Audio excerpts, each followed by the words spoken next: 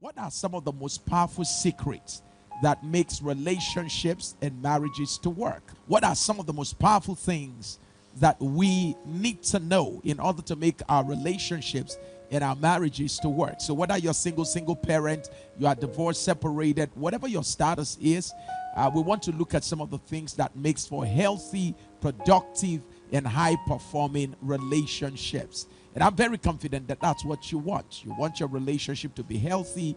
You want your relationship to be high-performing, to be a high-performing relationship. So what are some of the key things that you may have to start considering? Don't forget that my people are destroyed for lack of knowledge, all right? By wisdom is a house built. By understanding, it is established. By wisdom is a house built. By understanding, it is established.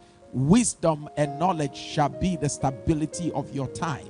So if your marriage is going to be stable, it has to be built on wisdom, understanding, and knowledge. It is critical that we get more knowledge. In Psalms 11 in verse 3, the Bible says, if the foundations are destroyed, what can the righteous do? If the foundations are destroyed. So most of the challenges we have in marriage are foundational matters.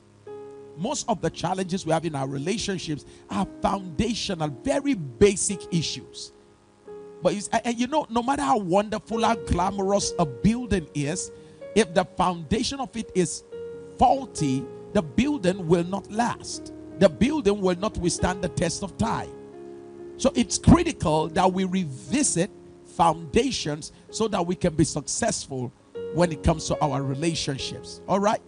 Let's get down to the core principles for having healthy relationships and marriages. Things you need to do and know, things you need to know and do and be in order for you to have healthy relationships and marriages. Number one, I want to share the first secret with you. Be authentic. Be authentic. This is really going to inspire you. You want to have a qualitative relationship. You want to have a great marriage. You want to have good partnership. You want to make sure you are able to bring people around you and you are able to keep them. You want to be able to attract a life partner and keep the life partner. You want to have a marriage that outlasts the trials of life. You want to be able to have a family that grows in strength over time. You want to be able to have the marriage and relationship of your dreams. Number one, the greatest secret is be authentic. Write that down. Be authentic. Now stop wearing masks. To be authentic means you should stop wearing masks. Authentic people unmask themselves. In Genesis chapter 1, chapter 2, the Bible says when God created man in the Garden of Eden, brought a wife to the man, chapter 2, the Bible said the two of them were naked and were not ashamed. Naked and not ashamed. Simply put, they were authentic, they were unmasked. All right? They were not relating with each other with mask. Nothing destroys relationships in this 21st century like two masked individuals saying I love you. The reality is you don't even know who you are loving. You don't even know who you are saying I love you to, because you are actually falling in love with their mask. And on the other hand too, the person is relating with your mask. There is too much artificiality in our days. So people are getting married only to find out that the man who spoke nice English turned out to be someone who never went to the university. And the woman is shocked, but she's already married to him. What should I do? How do I go and tell the world that I was such a foolish person who didn't even have time to investigate deeply enough to know the person that I was relating with? Well, you were fooled by the mask. You can ask unmarried persons today, they will tell you how much regrets and pains they are having now. Some can leave their marriage for several reasons because, hey, they fell in love with a mask. And if marriages are going to last, if marriages and relationships are going to be strong, we must stop relating with the mask. So be authentic. Get rid of the mask. Number 2, be delivered. The first one is be authentic. Number 2, be delivered. And when I say be delivered, what am I talking about? I'm saying deal with your baggage. Be delivered from the baggage from your past. You have traveled too much into the present, and you are almost going into the future with the baggage from your past. Every time you want to make decision, your first reference point is to your baggage of past experiences, pains, and traumas. You want to relate with the man, the first thing you do, God has brought a nice man to you, a nice woman to you now. Instead of relating with the person, the first thing you are doing is consulting with your past. That was how in the past that man came. That was how in the past that woman came. That was how also she started talking. And before you know, you are relating with an innocent person through the lenses of someone who hurts you. The implication is that over time, you are going to hinder the flow of true affection in that relationship. You wonder why, after all is said and done, you wonder why the person walked away. Because the person couldn't connect with you. Why? You were relating with the person through the lenses of your past. The baggage of yesterday is controlling the language of today. The memories of the past are influencing your interaction with this innocent person who has now become a victim of yesterday's happening. Hey, be delivered from your past. Deal with your baggage. It's time to unpack your bag. You cannot continue into the future holding on to the things of yesterday. And I'm talking to someone who needs to unpack your bag. It's time to investigate your thoughts, your thought patterns. It's time to look deep into your memories, the way you think, your paradigm, your thinking pattern, and ask yourself, what are the memories that I hold so dear? What are the things that I always think about? Are these things going to help me where I am going to? Will this help me in this new relationship? It's time to unpack your bags. It's time to unpack your baggage. It's time to check yourself. Renew your mind. Romans chapter 12 in verse 2. Be ye transformed by the renewing of your mind. It's therefore critical for you to know that if you're going to have a great relationship, never forget, be delivered from your past. Be delivered from the baggage of your past. You can't go to the next level carrying the past with you.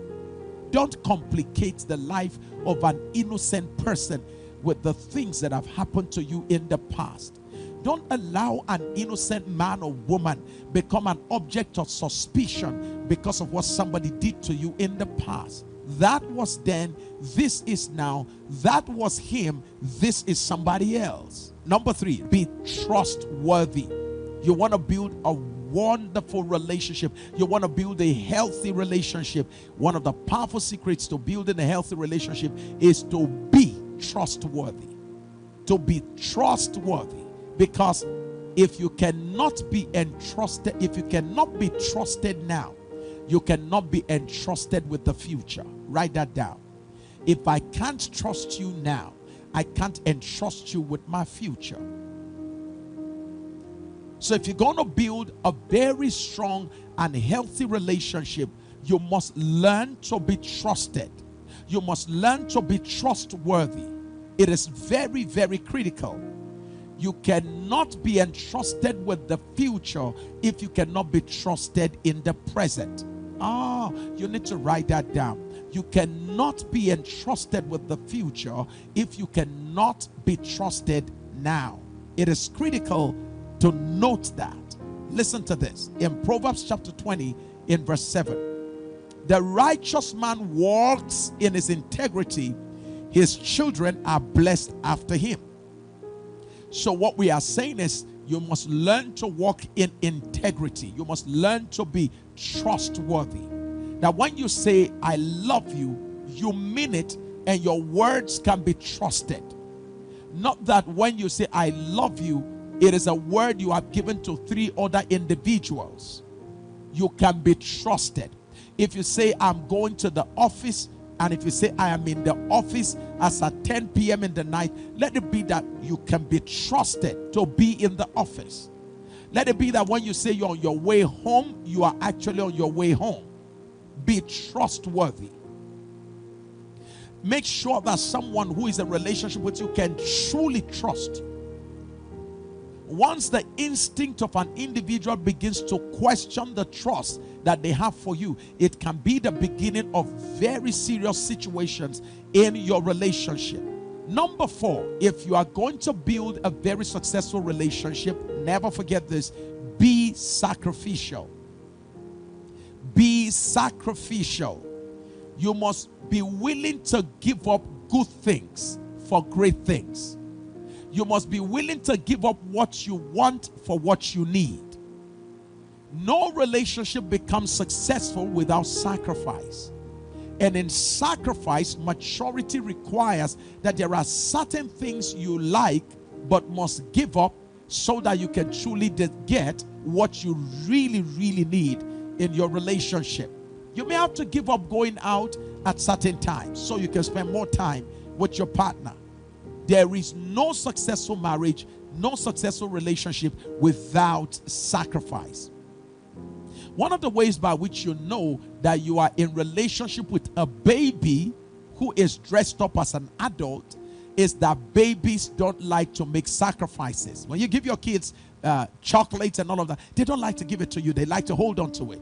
One of the ways by which you know that you are dealing with an adult baby is that they don't like to make sacrifices that makes relationships to work. Sacrifice involves forfeiting what you cherish for a greater benefit. Sacrifice requires that you actually let go of what you used to enjoy as a single so that you can now enjoy your marriage. It is the proof of value. Sacrifice is the proof that you value something. That is your relationship. You value your partner. So you give up something for the sake of your partner. So sacrifice is the proof of value. It is the proof of desire. I desire to be with my wife, so I give up some things. I sacrifice them because I value the time I will be spending with my wife or children more than such things. Everything in life has a price. Everything in life has a price. Sacrifice is the foundation for successful marriages and relationships. I love the words of Elizabeth Elliot. Listen to what she said. There is nothing wrong with a marriage that sacrifice won't heal. My goodness. There is nothing wrong with a marriage that sacrifice won't help. One of the major causes of problems in marriages is self-centeredness. Me, my, I. These are the things that destroys marriages. Number 5, be committed. Be committed. To be committed means you have maximum dedication and devotion to your priority, which is your relationship. Maximum dedication and devotion to your priority, which is your relationship. That is what commitment is all about. What you don't walk on will never walk out. Committed people walk on their marriages. They walk on their relationships. That's why it works out. Let me say this. You will never find a working marriage without a working couple. So if you see a marriage working anywhere, check behind the marriage. You'll find 2 individuals who are equally committed to working their marriages. It is critical for you to know that. Be satisfying. Number 6. Be satisfying. Desire and determine to define what exactly the real need of your partner is and devote your effort towards meeting the real need of your partner. Be a satisfying partner. Focus on meeting the real need of your partner. You will never be considered satisfying when the real need of your partner is ignored. It is therefore incumbent upon you to figure out what the real need of your partner is, and then commit yourself to meeting that real need. Number 7, be spiritual. Be spiritual. Your spirituality will determine the stability of your relationship. The more time you spend with God, the more grace you receive to be able to relate with your partner. It's usually not an easy thing to relate with human beings. Human beings are complicated. Our backgrounds sometimes are messed up. Sometimes growing up, we grew up through all kinds of situations. It will only take the grace of God at work in your life on a daily basis from the altar of prayer and fellowship with God to be able to stay long in any marriage or relationship. He giveth grace to the humble. He giveth grace to the humble. The more you spend time in God's presence, the more grace He gives to you to be able to deal with the different editions of human beings you meet in life.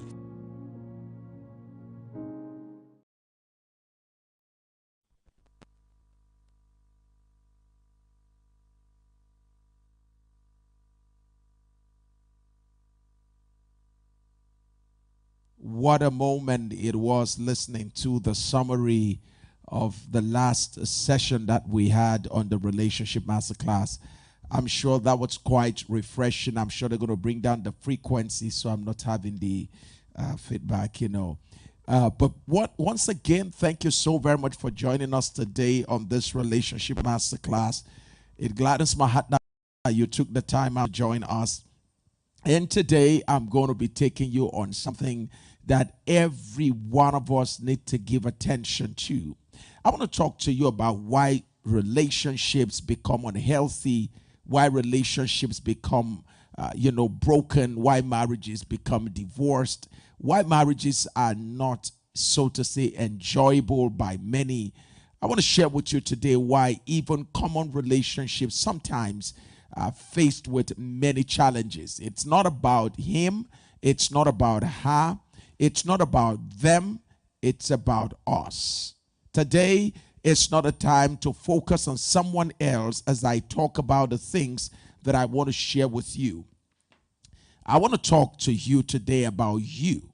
And I want to talk to you about some of the things you may not have given attention to that are affecting the stability and the health of your relationship. And trust me, if you do not give attention to these things that I'm talking about, they have the potential to create instability and unhealthiness in your relationships. And it may be the reason why you are unable to attract and keep viable and functional relationships. So would you join me today as we look at this all-important subject on emotional baggage? So you have me here. I came with a bag, and it's a traveling bag, and I have another one here. I just want to talk to you about this thing called emotional baggage. We never exhaust teachings on this particular subject because of how important it is in our day-to-day relationships. I'm talking about emotional baggage. Would you go ahead right now, help me share the video with someone who perhaps needs to join us so that this can also be a moment perhaps of intervention in the person's life. Why am I still single? Why do men or women come and they don't stay? You might find the answer today. Why is it that I begin relationships and just when we're about to reach final stages of commitment, the person changes his mind or her mind? You might find the answer today. Why is it that this man was so excited about me initially when we got married? She was excited about me. What happened over time? What led to the current state of Cold War that we have right now, where there is no more excitement about each other and we're just marking time together, waiting for the most favorable moment for everybody to kiss each other goodbye. What has led us to this? We want to deal with that today. Why is it that I don't keep good friends? Why is it that people that can help me, why don't I keep such friends? I want to talk to you about something perhaps you may not even be so aware of, but it's very, very strong and responsible for the current situations that perhaps you're dealing with in your relationship. So all of us on YouTube, Facebook, would you please go ahead right now and help us to share the video? Let someone else be a part of it. Copy the link right now and tell your friends to join us on this relationship masterclass. And it promises to be a great time in God's presence. So I'll be talking to you on what I call relationship baggage, or what we call emotional baggage. Emotional baggage. That'll be my consideration today. And trust me, it will be a refreshing moment as we have this conversation together. Let's get down to the core of this whole conversation today. The first thing I want to establish here is that every one of us come into relationship with some kind of baggage or the other. Some kind of baggage or the other. Every one of us, we all carry along with us what we call baggage. Now here's where the problem lies. Some of our baggage are healthy and some are unhealthy. And today our focus will be on the unhealthy baggage, emotional baggage that we carry about, which affects the stability and the instability of our relationships, which affects the health or the unhealthiness, or triggers the unhealthiness in our relationships. So today we want to look at this negative emotional baggage. And I want you to zoom in as we begin to look at the implication of this subject matter today. Whether you are aware of it or not, you are carrying about some sort of emotional baggage or the other. We call them also relationship baggage. One of the greatest conflicts in marriages and relationships today is the continuous interference in relationship when it comes to the interference of baggage, the continuous interference of baggage in our relationships. And I'm talking about negative emotional baggage. We will try as much as we can today to zoom in on the definition of this particular word, emotional baggage, particularly the negative emotional baggage. And I'm talking about memories. What are negative emotional baggages? We're talking about memories, negative memories, and emotional experiences, which include some of the pains, the bitterness, the regrets, and the losses that we suffered very early in our lives. At some point in life, you may have suffered some losses, you may have made some decisions, you may have regretted some, you may have had encounters with people that caused you so much pain. Now, all of those experiences not being properly taken care of have the potential to leave in us residues of memories, residues of injuries, pains in our emotions, which also has the potential to affect our interaction with others subsequently. Let me take it a little bit further. It's important for you to know that it includes, please take note of this, your insecurities and your inhibitions. When we talk about negative emotional baggage, we're talking about your insecurities. Why are you always insecure? Why are you always uncomfortable around certain kinds of people? Why is it that you shy away from certain kinds of meeting? Why is it that certain kinds of people look like they are not people within that you can interact with, because you don't see yourself qualified to interact with them? We want to look at your insecurities and how it affects your interaction with even someone that God may have brought into your life. Listen, like I said today, it's not about somebody else. It's not about that man, that woman. It's not about those people. It's about us. We want to have some moments of introspection today. We want to look deep within ourselves and say, listen, is it possible that I need to check deep on the inside of me and figure out what exactly is causing the kind of situations that I face in my relationship? So write this down. Negative emotional baggage simply refers to the memories and the emotional experiences, which includes your pains, your bitterness, regrets, and losses, which you are consciously or subconsciously carrying about from your previous encounters and relationships, such that it is now affecting the stability of your current relationships. So you're carrying about things from the past that is also affecting the present and may affect the future. So it's not about the person you are with today. That you see, you focus too much on my wife, my husband, my fiance. I think somehow intelligence requires that you may have to introspect. A life that is not worth examining is not worth living. A life that is not worth examining is not worth living. Mistakes are bound to repeat themselves when introspection is not a consistent practice. Can I say that again? Mistakes are bound to repeat themselves when introspection is not a continuous practice. The Bible did say, examine yourselves, not examine others. Examine yourselves to see whether you are still in line or in alignment. So self-examination is the key to self-mastery. Oh, let me see who's going to write that down first. Self-examination is the key to self-mastery. You always focus on your partner's reactions. Have you ever thought about the fact that one of the laws of physics is what we call the law of action and reaction, meaning for every action there's an equal and opposite reaction. You won't find a dancer where there are no drummers.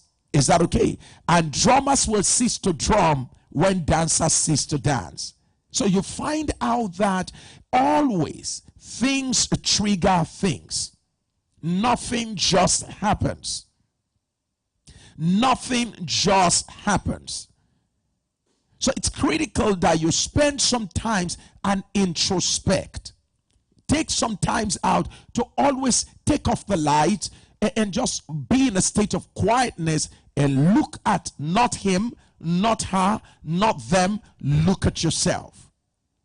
And ask yourself a simple question. Why am I constantly making the same mistake?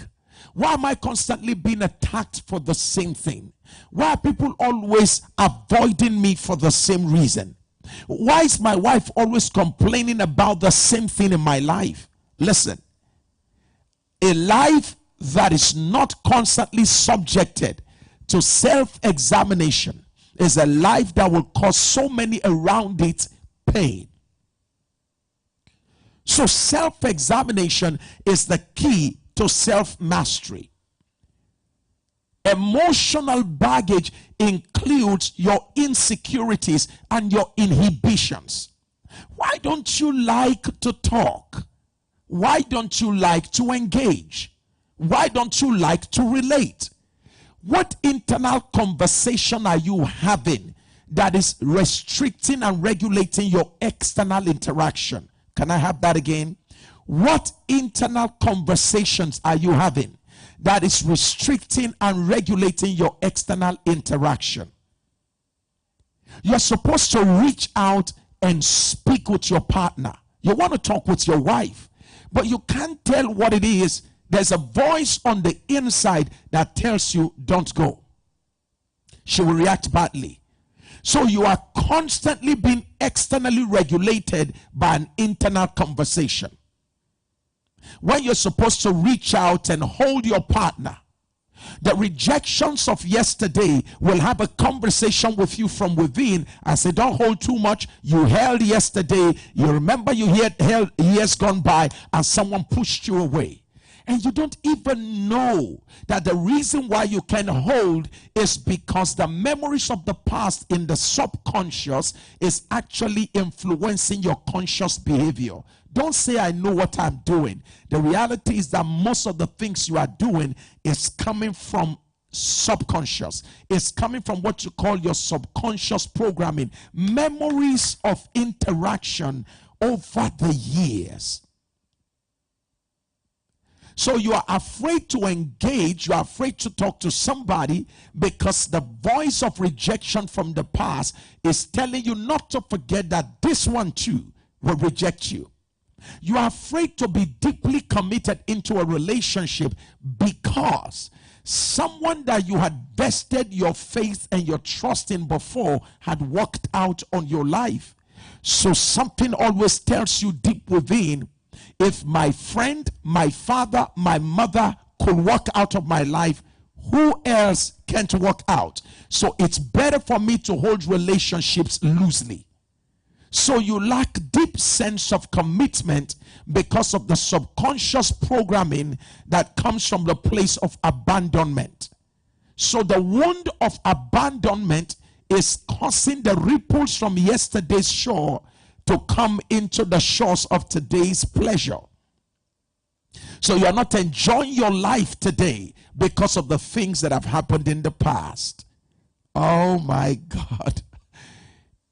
I told you today it's not about looking at somebody else. It's about yourself. They're going to stabilize the signal on the screen before me so that we can have everything going on steadily. This is really remarkable. Would you go ahead and share the video now? I know someone needs to join us right now. So who do you need to call? Who do you need to be on board right now? Some of you who are dating, some of you who are about to get married, you just know that you need to get somebody on board right now. Some of you are already married. Your husband needs to be watching this. Your wife needs to be watching this. Deborah, I can see all of you. Everybody just saying, wow, wow, wow. What's going on? Let me hear from you. How is this adding value? I hope this is adding value to you. I know it. I know within my spirit that what I've spent time in preparation. So I know what I'm going to be adding to your life today. And I'm still having some frequency issues here, and I'm sure they're going to help me, so that I don't have all of that interference. So please go ahead and help us to share this video. I'm going to be asking my social media guy to ensure that on all our groups, Pastor Sam Oye Group, I'm sure Jibola is going to do that for us. All the platforms, I want everybody, just go ahead and help us share this video today.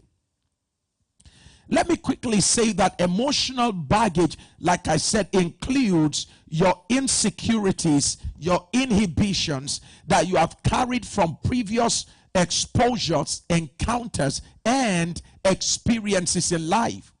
So the things that inhibit you, that stops you from expressing your love. Why do you find it difficult to say I love you? Why do you find it difficult to hug the person that is in your life for good? Why are you afraid of commitment? Why are you afraid of going all out?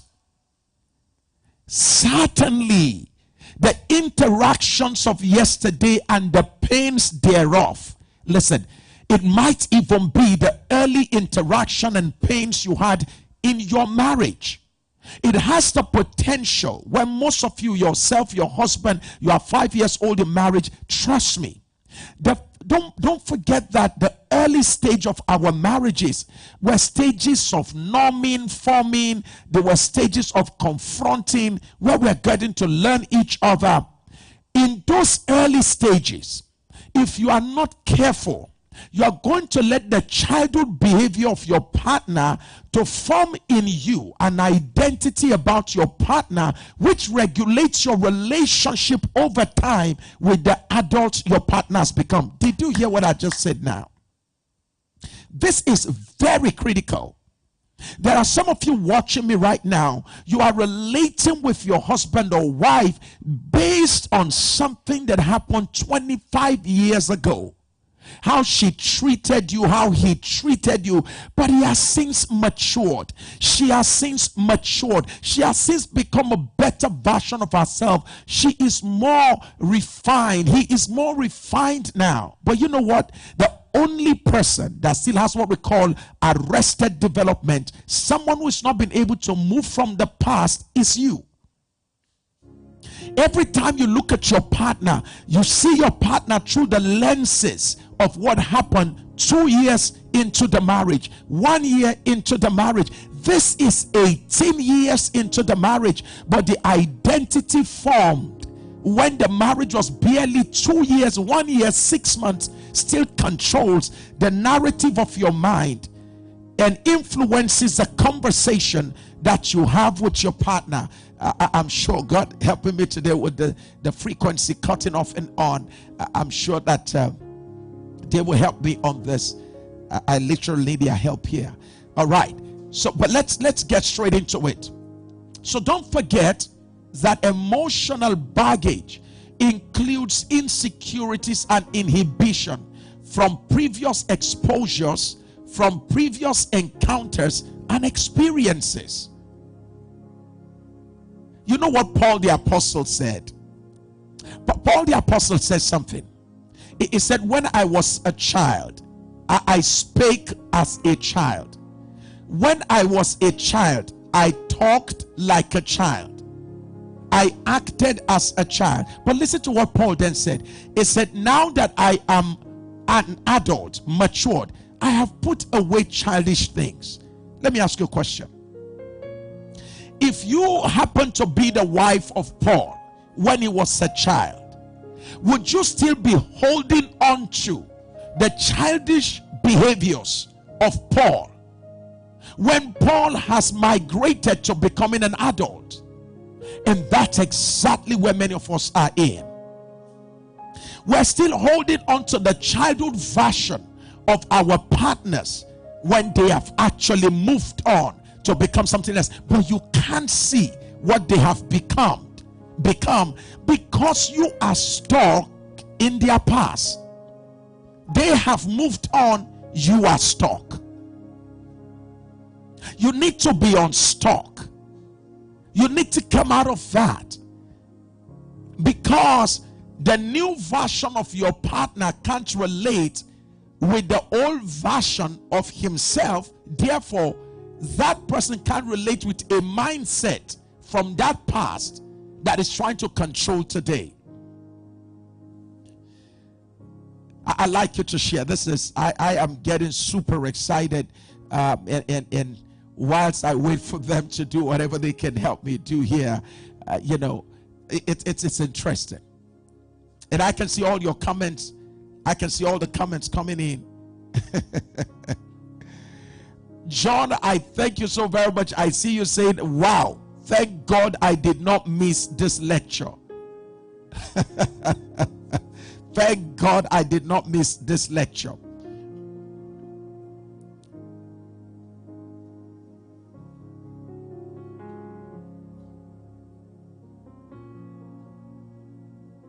Interesting.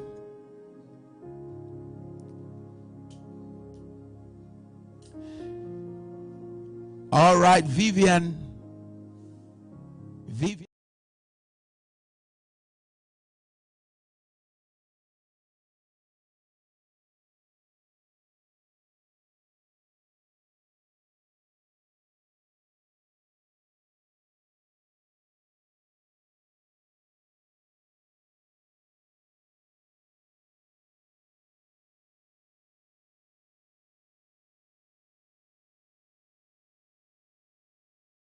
Interactions with people growing up. We've all had our teenage years. We've all had our childhood moments. So we've all had experiences growing up. Listen, it's not about the experiences we had. It is, listen, baggage. What followed us from those experiences? What have we traveled with? Whilst we journeyed, what came with us? Everywhere you stopped in life, you had encounters with people. Every relationship you had, something may have dropped in your bag. An experience, an encounter, a memory. Something has happened. For positive baggage, good memories have come into your bag. Good memories stay in your mind about that person. So much so that if you're not careful, you come into a relationship with someone, the positive memories of the other person now also becomes a limitation to relating with this one. So you are relating with this and expecting this to be that. All right? Or for those of us who had negative experiences, now you are in relationship with a very nice person, and now you are suspecting the person just the way you thought the other person will act. So you are suspecting a nice person, thinking that the nice person will also treat you like the other person who injured you, wounded you, hurt you. So you can see that if we're not careful, even the positive experience, you were married to a nice man, a very loving man, and then he died. And honestly, I sympathize with you, I empathize with you, and I extend my deepest condolences if there's anybody watching like that. You were married to this nice man, loving man, caring man, who will never let you do anything. He was there to wash the kids' clothes. He was there to cook for you, bring you meal on your bed. Right? This man was there to take you to work, pick you up from work. This man prepares your vacation. Nice man, nice man. He will call you, send you text message, but he's gone. Now the challenge is you are in relationship with another man. That's the word, another. This man is different. He may not cook for you. He may not do X and Y like the other, but he is unique in the way he shows his love. The danger is he may feel unaccepted and unwelcomed by you through the energy you exude, because even though he's giving you his best, something inside you is saying it's not enough compared to the man you used to have. Such expectations exude energies, emits energies that frustrates the person who has come to love you differently. We all don't show love alike, and the danger is to put all of us in the same basket or in the same box and say, well, the other person used to put his hand on my back, she used to cuddle me, and this person too needs to do the same. Meanwhile, this is not how the person shows you love. The person shows it differently. The person may not cuddle, but the person touches, but differently. And like I said, if you're not careful, you'll be expecting this to be that and that to be this. Angie, thank you so very much. I can see you saying I'm learning a lot. Thank you so very much. That means a lot to me to know that you are learning so much from today's broadcast. I'm super excited at that. What are the basic sources? What are the basic sources of emotional baggage? Where do we pick these baggages from? What baggage from? Where do we get them from? All the negative baggage that we carry about in life, where do we pick them from? Where do we get them from? And then later we'll be talking about how to deal with some of this baggage. But where in the first place do we get the baggage that we carry about? Where do we get them from? Family background. Write that down first. Your family. Your family. That's the first place where we pick our baggage from, our various families. And I like everybody. I'm looking at your names. Ogunremi, thank you very much for joining us. Makonjola, thank you so very much for joining us. Roshauna, thank you so very much also for joining us. I really appreciate. Marsha, thank you. It's so nice to have you on board with us today. I see people like Ebua, thank you for joining us. Good to have you on board. So we're going to be talking about where this negative emotional baggage, where do we pick them from? Number one, I said our families. All right, our families are usually the first point of call. Your relationship with your father, your mother, your siblings, your family members have the potential to make a negative deposit in your soul. Consider this baggage, this bag, as your mind. Is that okay? Consider this bag as your mind. And I want you to imagine that every time you interact with people, you pick up an experience from them that follows you for a lifetime. And if you don't check it, it has the potential to influence your life and your relationships. So don't forget what I just said right now. Every interaction you have has the potential to make a deposit into your mind. It has a way of changing your perspective about human beings. So a limited experience has the potential to create a lifetime perspective. So you've just had a bad experience with dad or with mom or with family members, and because of that limited experience with 5, 7, 10 people in your family, you make a generalized lifetime conclusion about human beings, whereas your family members are just about 4, 5, 6, 7, 9, 10. You are making a general conclusion about over 7 billion people on earth. Your sample size is too small. Therefore, making a general conclusion is immature. The danger is that it can affect you for a very long time. So families, our family backgrounds, has the potential to affect and create in us negative emotional baggage. And some of the things that happens in our families that affect us includes the kind of parenting we have or we had. So if you grew up in a family, write this down. You need to put this down together.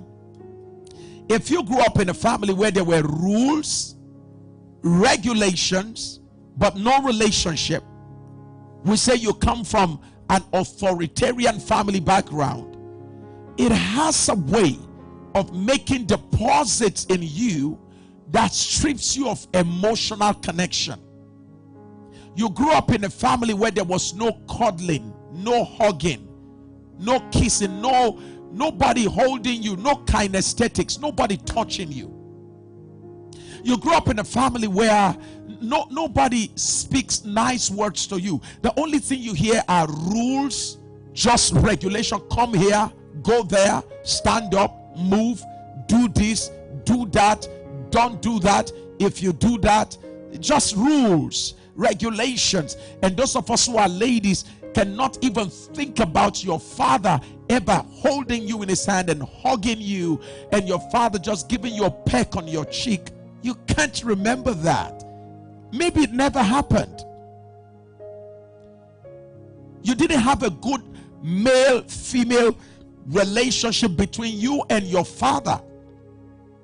So that has now made you to grow up into the adults that you are with a dysfunctional relationship with men. It all began from the family.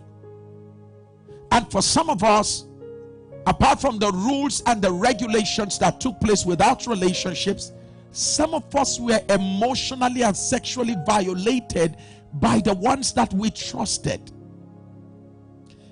So where a father violated a daughter, she has a warped mentality, a skewed mentality or perception about men. So that makes a deposit in your mind. So when you are close to men, you don't trust them.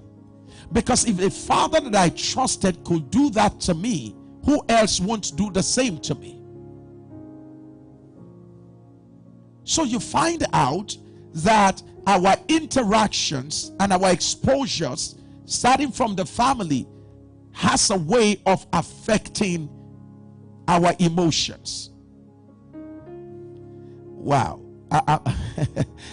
This is I love the fact somebody said I can relate. And I'm sure they will likely have to help me with my batteries, and I don't know what it is, but I just hope if you can hear me clearly, that's great. So some of us come from families where there are relationships, rules, and there are regulations. So it's a healthy family. So that there's balance. We come from families like that where there's relationship, there's rules, and there's regulations. So it's a healthy, balanced family, but not all of us.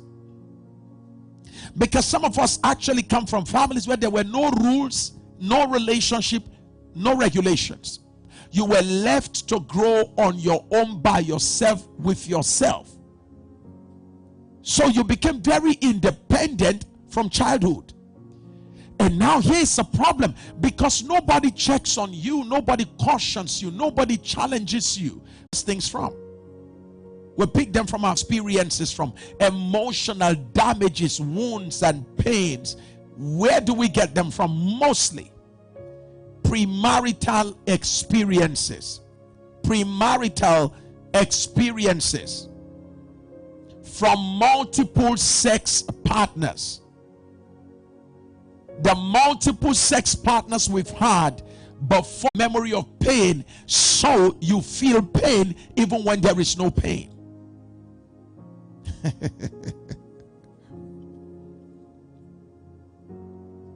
Premarital experiences have a way of creating in us emotional baggage. For instance, if you were cheated upon, someone cheated on you, someone you trusted, someone you wanted to marry, the person cheated on you, it has a way of making you find it difficult to trust somebody who truly may be in love with you.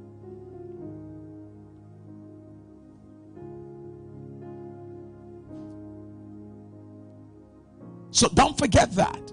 If you were cheated on before, you need to really work on yourself, because you're likely going to make an innocent person in your life now to become the victim of what somebody else did to you. So never forget that.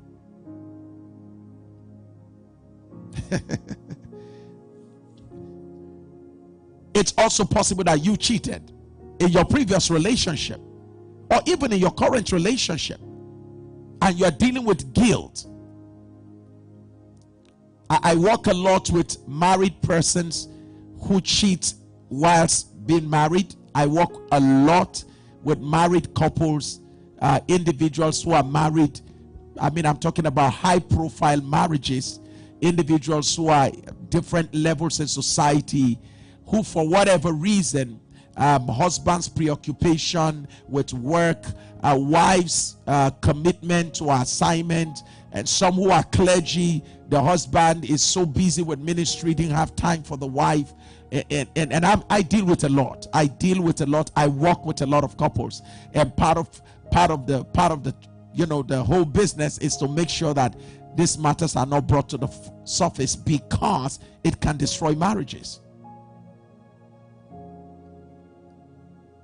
So it's important for you to understand that cheating has a way of affecting the emotional stability of every marriage. I'm sure they're going to put out the Zoom link very shortly now, and then we can go ahead and ask some questions. We are going to continue this very strongly tomorrow, so get ready, because I'm not, by no means am I exhaustive today. We have a lot to deal with. I don't even know if tomorrow will be enough. We may have to spill over. Maybe if there has to be 3 days, we will do it. But let's get going. Premarital experiences have a way of causing emotional baggage, and part of it has to do with anger, suspicion, and fear generated from previous experiences you had in your relationships. Not only that, if you had a broken engagement with someone you truly love, it has a way of also creating a negative emotional baggage. You had a broken engagement with someone you truly loved and you wanted to settle down and get married to. It has a way of creating a negative emotional baggage. You got into a relationship with someone that you eventually found out that even though you love the person so much, but the person was hooked on pornography, masturbation, or you just got to find out that the person that you love so much actually is gay. That the man you're in love with also is in love with another man. So he's bisexual. The woman you are in love with is also having another woman. Now you were left traumatized, right? It traumatized you. And so now, when you are in relationship with somebody else, you are like, God, if that one who was so nice, who was so religious, who loved God, who went to church, prayed and fasted, if that one could do that, who knows if this one too could be doing the same. So you find it difficult to trust anybody.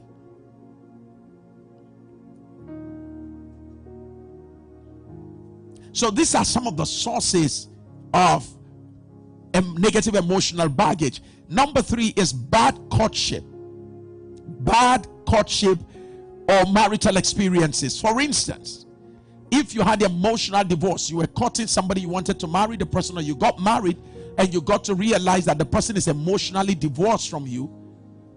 You are together in relationship, but the person is not emotionally connected to you. It has a way of creating negative baggage in your heart, in your life. Physical abuse also generates negative emotional baggage. Physical abuse does that. So all of these things has the potential to create negative emotional baggage. And the danger with this is that they all affect our marriages, the stabilities thereof, and it has a potential to destroy our marriages. There's so much to do to unpack here, but I know some of you are getting ready to ask me some questions, so I'm going to let you ask me questions now. But don't forget this, the joy that we have is that there's no emotional baggage that God can't heal. There is no emotional baggage you're dealing with that God can take care of. So God can bring healing to your soul. It doesn't matter what the emotional baggage is. So I want to talk to some of you who perhaps ask some questions you want to ask me, and then tomorrow I will move on in this conversation to talk more about it. Who is the first that I will be talking with today? Who is coming on first? Yes, who do we have first? Raise your hand if you're ready to ask your question, and please put on your video so that I can call you. I want to be able to recognize that you're ready to ask questions before we bring you up on board. Who am I starting with? Whose video is on? There's somebody, G London. Can you come up? Let's get to know what your questions are. G London or Francis?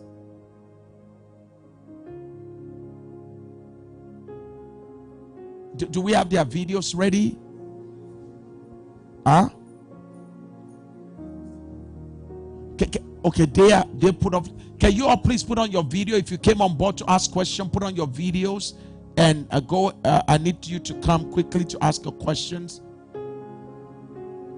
Olajumoke, are you ready?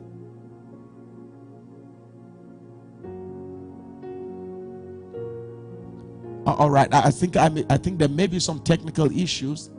I can explain why their videos, all of them, nobody's video is on.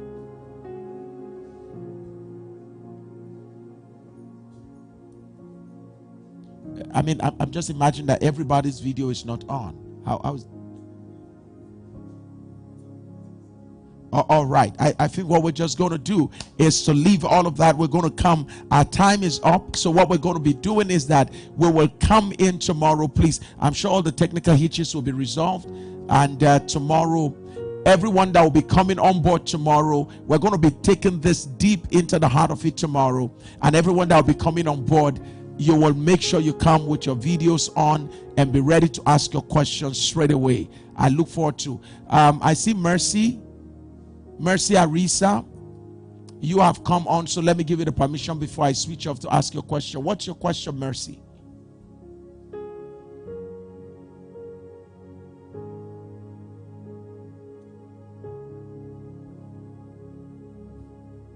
Hello, Mercy. I think she just... Okay, so can you just... I think we'll just get all of that ready for tomorrow. Thank you so very much.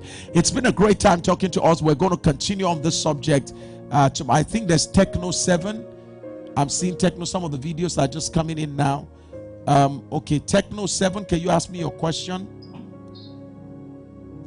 Techno 7.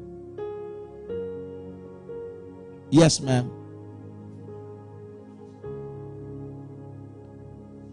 I'm not hearing you. Madam, you have not unmuted yourself. Unmute yourself. Good evening, Reverend. You're welcome. Thank you. This is Ruth N. Thank you. From Zambia. Yes, what's your question? My question goes like this. I've been in a relationship like for 4 years. I would say I was in a relationship for 4 years. And then just after everything was finalized, the man reached. And then later on he decided to say no, his parents, they don't want him to marry me. So like here I've been teaching on emotional baggage. It's kind of hard when you find a new person to say you want to relate to that new person because of the experience that you have been through. Yes. Yes. So my question is, how can you deal with that baggage? Because it's kind of heavy wherever you have been in a relationship for quite some time, and thinking about that person has wasted much of your time instead of you doing some other things, instead of you being maybe in another relationship, but you just considered that, and then at the end of it, that person just dumps you like that. Yeah. Thank you so very much. I honestly sympathize with you, and but at the same time I rejoice with you, because a man whose parents can decide the future of his marriage for him, I wonder how he would have even managed his own family. So if before getting married he could not stand on his feet to say, this is the woman I love and I want to marry, and he couldn't make that kind of a decision and work with you until he was able to get you married to you. A man who couldn't withstand the pressure from his family, I wonder if he would have been able to withstand other pressures. So first, whilst I sympathize with the fact that the relationship is broken, I also rejoice with you because you have just lost someone who perhaps may not have been able to provide effective leadership over your life. Is that okay? So, yeah. Having said that, the next thing I want to say to you is that God has somebody out there for you, and if you don't begin to turn your mind away from that and consider it as part of life's experiences, these are things that happen. People make up their mind, they want to settle with someone, and they change their minds. So you have to, number one, accept that it has happened, that relationship is over. Number two, you have to make up your mind now to move on.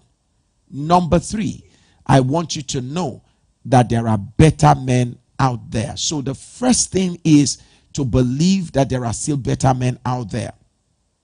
Once you begin to believe that there are better men out there, and that this man is just one out of few bad men or few men who couldn't make up their own minds, I want you to know that as you begin to say, hey, there are still good men out there are still nice men out there, responsible men, as you begin to feel and think that way, you begin to attract such. So I'd like you first to know that there are still men out there, and as you begin to think about that, then you begin to attract such men. But before they come, I want you to quickly work on yourself by saying to yourself, all men are not the same. All men are not the same. All right? And God is going to bring you the right person. God is going to bring you the right person. God is going to bring you someone that truly loves you, cares about you, and someone that will stand for you.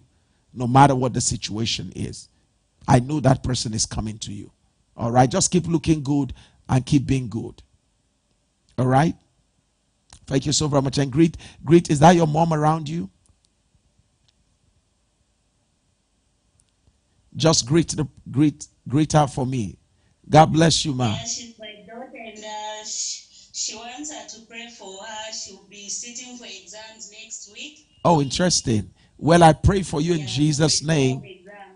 Oh, well, I pray for you. You will succeed in Jesus' name as you read and commit yourself to study. The Lord grant you great success in Jesus' name. You will come out with flying colors in Jesus' mighty name. God bless you. Well, beautiful family. I love your beautiful family. Is that okay?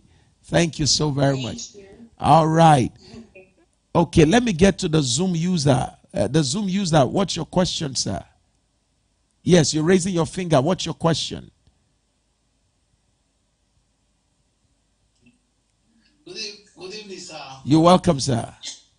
Thank you very much. Oh, that's my friend, eh? Yes, sir.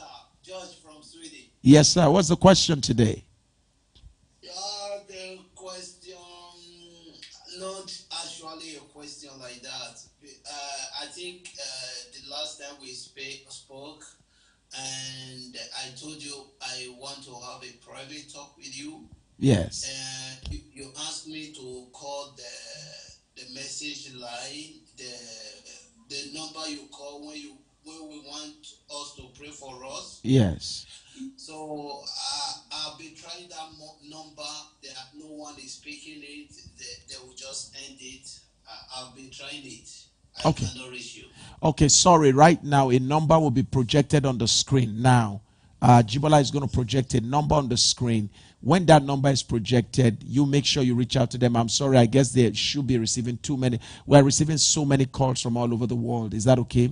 But a number will be projected now. Once you see that number on the screen, make sure that you text that number. They will text your number to the number, or you call that number. They will give you my number. Okay. All right. Thank you so very much. Yeah. Thank you very much. Jennifer, what's your question? I see that you want to talk to me. Good evening, Reverend Sam. You're welcome, Jennifer. I'm Jennifer from Zambia. Yes. Yes, I've been following the Masterclass very well. I'm loving the Masterclass for today, emotion. About a year ago, I was in a relationship. I had my events coming. I think about a week later, the man just changed his mind and walked away. Yes. Without giving me a proper info. So from that time, I'm having challenges in getting a relationship. Whenever I see a man, I just think, this one also do the same thing. So you can. I'm always that I ask the same emotions you've mentioned and the same things that I pass through. And I look at a man, you propose, you say all sorts of things. I just say, I'll like them just for 2 days. The next thing I stop. Well, you can see that's why I'm talking to you today. You can see that relationship has come to create an emotional baggage in you. Is that okay? It has created negative memory in you. And because of that memory now, the best persons that God wants to bring your way now, you may not even accept the person because of what that bad person has done. Let that person go. He is not your husband. Your husband is on his way to you now. And please, when your husband comes, you pray about it. Once God tells you that's the person, love your husband with all of your heart and don't be afraid that he will break your heart. Is that okay? God bless you. Thank you so very much. I wish you the best. All right. So I see Olajumoke out to ask me. I'll come to Oluwatoyin very soon. Because if I don't reach Oluwatoyin, she's looking like she's going to really, really come and fight me in Abuja. So let me deal with Olajumoke. What's your question? Good evening, sir. You're welcome, ma'am. Yes, it's nice to be here. Thank you. Actually, I would like to ask my question privately. I don't know how that would be possible. All right. They are going to put out a number on the screen so you can use that number. Is that okay? You can reach out to me. Okay. Yeah. Another thing I want to ask about the emotional baggage. Yes. You're saying something about if you can't trust somebody presently, you can't trust the person with your future. Yes. Even if the person is your husband and he's trying to make amends or he has changed or something, how do you do that? If he has changed, why are you still going to be distrusting him? How are you sure he has really changed if somebody you can't trust in the present? That's the person hurt you badly. How are you sure he won't repeat it again? How are you sure you are safe with the person, even despite the fact whatever the person says? Olajumoke, Sir? if the person has changed, right? Listen, look at me, God. You women, listen, women, you are very unique. Is that okay? Now, here's the problem. We know how the way you think, women, you think in series, meaning the way you think you are in connection. So even if a man has changed today, you know, for us as men, if you do something to hurt us yesterday, the moment you tell us you are sorry and you have decided to change, most men, I'm not saying all men, most men will forget about what has happened yesterday and use today to trust you. But women, it's not so most of the times. So what happens is that because you think in series as a woman, what you do is that even though the man said he has changed, in your mind you're like, what he did to me yesterday. Are you But the hurt is still there. The hurt does not go away. So now, even very good. Here's what I want to say to you. Your husband who hurt you yesterday, when he changes, he is not responsible for healing you. You see, that's the point. You are looking for healing from the man who can't heal you. He hurts you, but he can't heal you. He can now create an environment for you to be healed. Your healing is your personal choice. To be healed is a choice. To be healed requires that you go to the source of healing. God is the one that can heal your heart. His actions can make it easier, but the healing comes from God. That's why the Bible says, Jesus said he has come to heal the brokenhearted. So you are looking for healing from your husband when you need to be looking for it from God. And one of the things that makes healing to be fast is forgiveness. I heard it from you now. I heard. See, I know. Listen, we will get to talk some more, but don't forget this. yes, there's more to it. I really like to speak. I know. I can hear it very deep on the inside. Is that okay? But don't forget. Forgive us our trespasses as we forgive. Eh? Yes, sir. All right. God bless you. We'll talk some more. Is that okay? Thank you very much, sir. I appreciate you. God Yes. bless you, sir. Thank you, sir. All right. Oluwatoyin, before I get into trouble, let me allow you to talk to me. Yes. Good evening. Yeah. You're welcome. Thank you, ma'am. Yes, talk to me. What's your question? Okay.